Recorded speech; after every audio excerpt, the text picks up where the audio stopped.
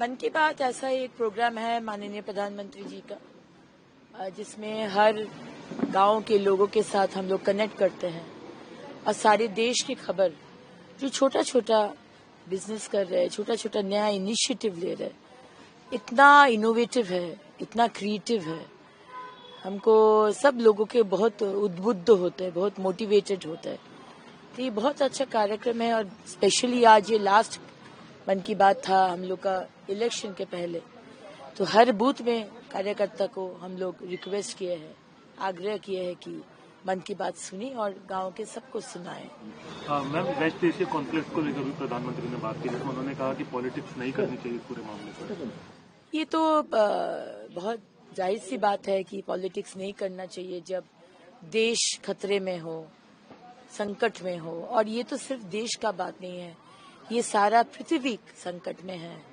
अब जो युद्ध शुरू हुआ है ईरान में, वो ऑलमोस्ट थर्ड वर्ल्ड वॉर का के दिख में जा रहे हैं, डायरेक्शन में। और ईरान एक one of the main suppliers of oil and petroleum, और पेट्रोल एंड ऑयल से जैसे गाड़ी चलता है वैसे हमारा गैस भी चलता है। इस समय बहुत सचेतन होके घर के गैस और कमर्शियल गैस को ये करना है, यूज करना है। और माननीय प्रधानमंत्री जी बोल दिया है कि किसी का संकट नहीं होगा, प्रॉब्लम नहीं होगा। ऑर्डर देने के बाद 2.5-3 दिन में आपका डिलीवरी हो जाएगा। लेकिन देखा जा रहा है कि हर राज्य में कोई संकट नहीं है, लेकिन हमारा बंगाल में ममता बनर्जी बार बार ये संकट के विषय बोल रहे हैं। तो और बहुत जगह में ऐसा कंप्लेन भी आ रहा है।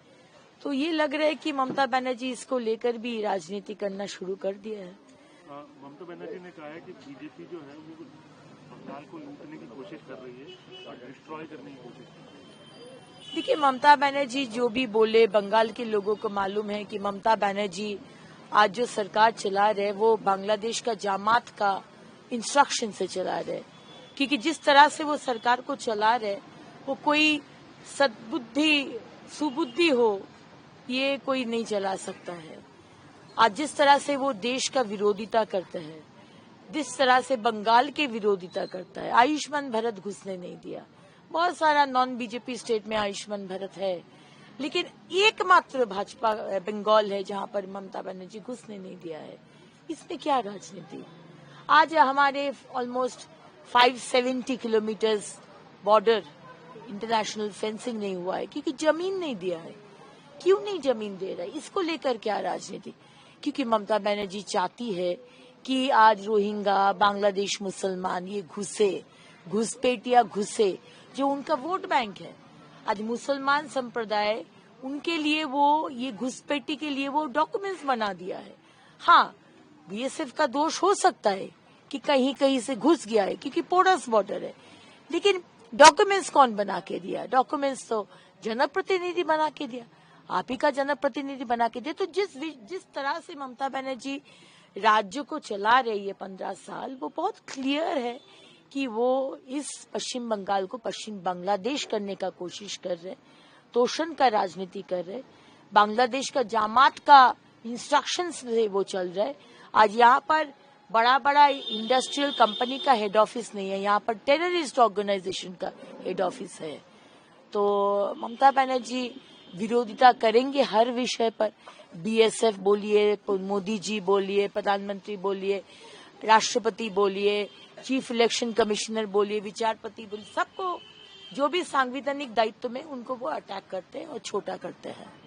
टीएमसी ने एक चार्जशीट जारी किया, जिस तरीके से अमित शाह ने कल चार्जशीट दाखिल की, क्या कहेंगे उसको लेकर?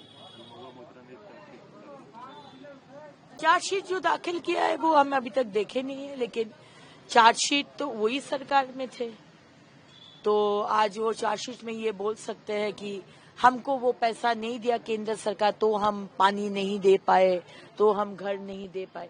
तो हम लोग बोले कि ठीक है, आप हिसाब दो।